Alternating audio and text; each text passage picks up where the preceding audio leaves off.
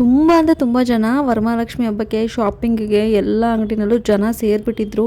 ಹಬ್ಬಕ್ಕೆ ಇನ್ನೂ ಒಂದು ವಾರ ಇರೋ ಆಗ್ಲೇ ಮುಂಚೆನೇ ಜನ ಅಂದರೆ ಜನ. ಇವತ್ತು ನಾನು ವರಮಹಾಲಕ್ಷ್ಮಿ ಹಬ್ಬಕ್ಕೆ ಏನೇನೆಲ್ಲ ಶಾಪಿಂಗ್ ಮಾಡೋದಕ್ಕೆ ಹೋದಾಗ ಏನೇನೆಲ್ಲ ವಸ್ತುಗಳು ಕಾಣಿಸ್ತು, ನಾನು ಏನೇನು ತೊಗೊಂಡೆ ಅಂತ ನಾನು ತಿಳಿಸ್ತೀನಿ.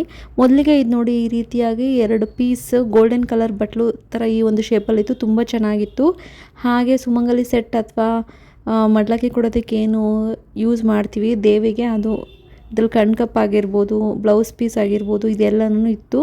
ಇದರಲ್ಲಿ ತುಂಬ ದೊಡ್ಡ ಸೈಜ್ ಆಗಿತ್ತು, ನನಗೆ ಸ್ವಲ್ಪ ಚಿಕ್ಕ ಸೈಜ್ ಬೇಕಿತ್ತು. ನೋಡಿ, ಸುಮಂಗಲಿ ಸೆಟ್ಟಲ್ಲಿ ಬಾಚಣಿಗೆ ಆಗಿರ್ಬೋದು, ಕಣ್ಕಪ್ಪು, ಕನ್ನಡಿ, ಬ್ಲೌಸ್ ಪೀಸು ಇದೆಲ್ಲನೂ ಇರುತ್ತೆ. ಇದನ್ನು ದೇವಿ ಮುಂದೆ ಇಡೋದಕ್ಕೆ ಯೂಸ್ ಮಾಡ್ತೀವಿ. ಇದು ತುಂಬ ದೊಡ್ಡ ಸೈಜ್ ಆಗಿತ್ತು, ರೇಟು ಅಷ್ಟೇ ತುಂಬ ಜಾಸ್ತಿ ಇತ್ತು. ಇದನ್ನು ನಾನು ತೊಗೊಳಕ್ಕೆ ಹೋಗಿಲ್ಲ. ನೆಕ್ಸ್ಟ್ ಇನ್ನೊಂದು ಅಂಗಡೀಲಿ ಚಿಕ್ಕ ಸೈಜ್ ಏನಾದರೂ ಇದ್ದರೆ ನೋಡ್ಬಿಟ್ಟು ತಗೋಬೇಕು. ಹಾಗೆ ದೇವಿಗೆ ತುಂಬ ಅಂದರೆ ತುಂಬ ಚೆನ್ನಾಗಿ ಅಲಂಕಾರ ಮಾಡಿದ್ರು. ನೋಡಿ, ನೆಕ್ಲೆಸ್ ಎಲ್ಲ ಯಾವ ರೀತಿ ಹಾಕಿದ್ದಾರೆ, ಜಡೆ ಯಾವ ರೀತಿ ಹಾಕಿದ್ದಾರೆ, ಹಾರ ಅಂದರೆ ಹೂವಿನಿಂದ ಅಲಂಕಾರ ಎಲ್ಲ ತುಂಬ ಅಂದರೆ ತುಂಬ ಚೆನ್ನಾಗಿ ಮಾಡಿದರು. ತುಂಬ ಇಷ್ಟ ಆಯಿತು. ಹಾಗೆ ತಾಳಿ, ಕರಿಮಣಿ ಸರ ಎಲ್ಲ ಹಾಕಿದ್ರು. ನೆಕ್ಲೆಸ್ ಅಂತೂ ತುಂಬ ಚೆನ್ನಾಗಿತ್ತು. ಈ ರೀತಿ ದೇವಿಗೆ ಅಲಂಕಾರ ಮಾಡಿರೋದು ನೋಡೋದಕ್ಕೆ ಒಂದು ಖುಷಿ. ಇದರಿಂದ ನಮಗೆ ಯಾವ ರೀತಿ ಇಡಬೇಕು, ಒಂದು ಯಾವ ರೀತಿ ಅಲಂಕಾರ ಮಾಡಿದ್ರೆ ಚೆನ್ನಾಗಿ ಕಾಣಿಸುತ್ತೆ ಅಂತ ಒಂದು ಐಡಿಯಾ ಬರುತ್ತೆ. ಹಾಗೆ ದೇವಿಗೆ ತುಂಬ ಉಪಯೋಗ ಆಗುವಂಥ ಡೆಕೋರೇಷನ್ಗಾಗಿರ್ಬೋದು ಅಥವಾ ಕಳಶಕ್ಕೆ ಕೂರಿಸೋದಕ್ಕಾಗಿರ್ಬೋದು ತುಂಬ ಅಂದರೆ ತುಂಬ ವಸ್ತುಗಳಿತ್ತು. ಇಲ್ಲಿ ನೋಡಿ, ದೇವಿಗೆ ಕೈಕಾಲು ಎಲ್ಲ ಕೂರಿಸೋದಕ್ಕೆ ಡಿಫ್ರೆಂಟ್ ಸೈಜಲ್ಲಿ ಇಲ್ಲಿ ಕೈಕಾಲೆಲ್ಲ ಸಿಗ್ತಾ ಇದೆ. ಒಂದೊಂದು ಸೈಜ್ ಹೇಗಿರುತ್ತೆ ಅದ್ರ ಮೇಲ್ಗಡೆ ಒಂದೊಂದು ರೇಟ್ ಹೋಗುತ್ತೆ. ಕೈಕಾಲು ಎಲ್ಲ ಗೋರಂಟಿ ಹಾಕಿರೋದು ಡಿಸೈನ್ಸ್ ಎಲ್ಲ ತುಂಬ ಚೆನ್ನಾಗಿತ್ತು.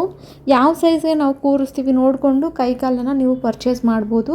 ಸ್ವಲ್ಪ ದೊಡ್ಡದಾದರೆ ರೇಟೆಲ್ಲ ತುಂಬ ಜಾಸ್ತಿ ಇತ್ತು, ಚಿಕ್ಕದಕ್ಕಂದರೆ ನೋಡಿಕೊಂಡು ನೀವು ತಗೋಬಹುದು. ಆ್ಯಂಡ್ ತುಂಬ ಬೇರೆ ಬೇರೆ ರೀತಿಯ ಡಿಸೈನ್ಸ್ ಎಲ್ಲ ಇದೆ ನೋಡಿ, ತುಂಬ ಅಲಂಕಾರಕ್ಕೆಲ್ಲ ಯೂಸ್ ಆಗುತ್ತೆ.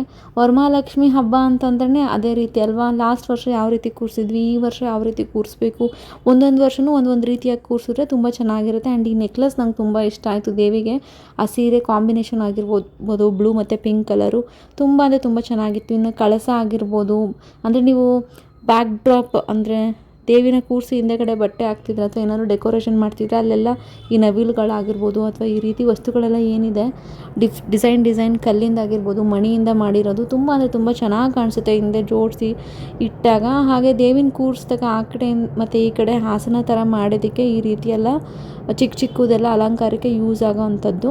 ಹಾಗೆ ಇದೊಂದು ಕಮಲದ ಪೀಠ, ಇದ್ರೊಳಗಡೆ ದೇವಿನ ನೀವು ಕೂರಿಸ್ಬಹುದು. ಅಥವಾ ದೇವಿನ ಕೂರಿಸಲ್ಲ ಅಂತಂದರೆ ಇದ್ರೊಳಗಡೆ ನೀರನ್ನು ತುಂಬಿಸಿ ಹೂವುಗಳೆಲ್ಲ ಹಾಕಿಟ್ರೆ ತುಂಬ ಅಂದರೆ ತುಂಬ ಚೆನ್ನಾಗಿ ಕಾಣಿಸುತ್ತೆ ದೇವಿ ಮುಂದೆ ಅಲಂಕಾರಕ್ಕೆ.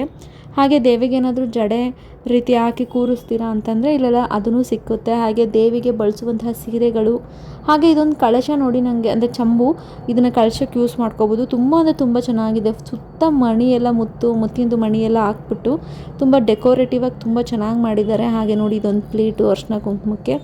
ಹಾಗೆ ಬೇರೆ ಬೇರೆ ಇತ್ಯಾದಿ ನಿಮ್ಗೆ ಏನೇನು ಬೇಕು ಅದೆಲ್ಲನೂ ಇಲ್ಲಿ ಸಿಕ್ಕುತ್ತೆ. ಡಿಸೈನ್ ಪ್ಲೇಟ್ಸ್ ಆಗಿರ್ಬೋದು, ಮುಂದೆ ಅಲಂಕಾರಕ್ಕೆ ಅಥವಾ ಹೂವು ಹಣ್ಣು ಎಲ್ಲ ಜೋಡಿಸೋದಕ್ಕೆ ನೋಡಿ, ಈ ರೀತಿ ಅರಿಶಿನ ಕುಂಕುಮಕ್ಕಾಗಿರ್ಬೋದು ತುಂಬ ಚೆನ್ನಾಗಿತ್ತು. ಹಾಗೆ ದೇವಿಗೆ ಈ ರೀತಿ ಲಂಗ ಬ್ಲೌಸನ್ನು ಒಬ್ಬೊಬ್ರು ಉಡಿಸ್ತಾರೆ.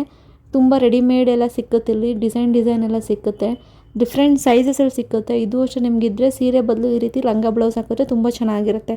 ಹಾಗೆ ಕಳಶಕ್ಕೆ ಬೇಕಾಗಿರುವಂಥ ತಾಮ್ರದ ಚಂಬು, ಇದು ಅಷ್ಟೇ ಡಿಫ್ರೆಂಟ್ ಸೈಜಲ್ಲಿ ಸಿಕ್ಕುತ್ತೆ. ತಾಮ್ರದ ಚಂಬು ಬೆಳೆಸಿದ್ರೆ ಅಂದರೆ ಕಾಪರ್ದು ಬೆಳೆಸಿದ್ರೆ ತುಂಬ ಶ್ರೇಷ್ಠ ಅಂತ ಹೇಳ್ತಾರೆ. ಹಾಗಾಗಿ ನೀವು ತಾಮ್ರದ ಚಂಬು ಬೇಕಂದ್ರೂ ಅದೂ ಇಲ್ಲಿ ಸಿಕ್ಕುತ್ತೆ. ಈ ಸ್ಟೋರ್ ಇರೋದು ಬಸವನಗುಡಿನಲ್ಲಿ. ತುಂಬ ಅಂದರೆ ತುಂಬ ಕಲೆಕ್ಷನ್ಸ್ ಇದೆ. ಹಾಗೆ ಮುತ್ತೈದೆಯವ್ರು ಬಂದಾಗ ಬ್ಲೌಸ್ ಪೀಸ್ ಕೊಡೋದಕ್ಕೆ ಕಡಿಮೆ ರೇಟ್ನಲ್ಲಿ ಆ ರೀತಿ ಬ್ಲೌಸ್ ಪೀಸ್ ಎಲ್ಲ ಸಿಕ್ಕುತ್ತೆ. ಅಥವಾ ದೇವಿಗೇನು ಬ್ಲೌಸ್ ಪೀಸ್ ಬೇಕಿದ್ರು ಮಹಾಲಕ್ಷ್ಮಿ ದೇವಿಗೆ, ಅದನ್ನು ನೀವು ಇಲ್ಲಿ ತಗೋಬೋದು. ಹಾಗೆ ಕಳಶಕ್ಕೆ ಬೇಕಾಗಿರುವಂಥ ಬಟ್ಲಡಿಕೆ, ಗೋಡಂಬಿ, ದ್ರಾಕ್ಷಿ ಎಲ್ಲನೂ ಇಲ್ಲಿ ಸಿಕ್ಕುತ್ತೆ. ಬಟ್ಲಡಿಕೆ ನನಗೆ ಬೇಕಾಗಿತ್ತು, ಹಾಗಾಗಿ ನಾನು 6 ಬಟ್ಲಡಿಕೆ ತಗೊಂಡೆ.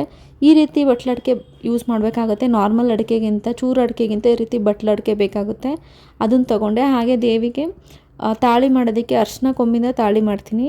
ಅದಕ್ಕೆ ನಾನಿಲ್ಲಿ ಅರಿಶಿನ ಕೊಂಬು ತೊಗೊಂಡೆ. ನೋಡ್ಕೊಂಡು ತೊಗೊಬೇಕು ಅರಿಶಿನ ಕೊಂಬು. ರೆಡಿಮೇಡ್ ಕರಿಮಣಿ ತಾಳಿ ಹಾಕಿದ್ರೂ ಅರಿಶಿನ ಕೊಂಬಿಂದ ತಾಳಿ ಹಾಕಿದ್ರೆ ತುಂಬ ಅಂದರೆ ತುಂಬ ಶ್ರೇಷ್ಠ. ಹಾಗಾಗಿ ನೀವು ಕರಿಮಣಿ ಹಾಕಿದ್ರೂ ಜೊತೆಗೆ ಅರಿಶಿನ ಕೊಂಬದ್ದು ತಾಳಿನೂ ಹಾಕಬೇಕಾಗುತ್ತೆ. ನಾನು ಅದಕ್ಕೋಸ್ಕರ ಅರಿಶಿನ ಕೊಂಬು 1-2 ತೊಗೊಂಡೆ. ನಂತರ ಅರಿಶಿನ ಕುಂಕುಮ ಬೇಕಿತ್ತು, ಅದನ್ನು ತೊಗೊಂಡೆ. ಪ್ಯಾಕೆಟಲ್ಲಿ ಫಸ್ಟ್ ತೊಗೊಂಡಿದ್ದೆ, ನಂತರ ಬಟ್ಲಿನಲ್ಲಿ ತುಂಬ ಚೆನ್ನಾಗಿ ಕ್ಯೂಟಾಗಿ ಕಾಣಿಸ್ತು ಅಂತ ಅದನ್ನು ತೊಗೊಂಡೆ.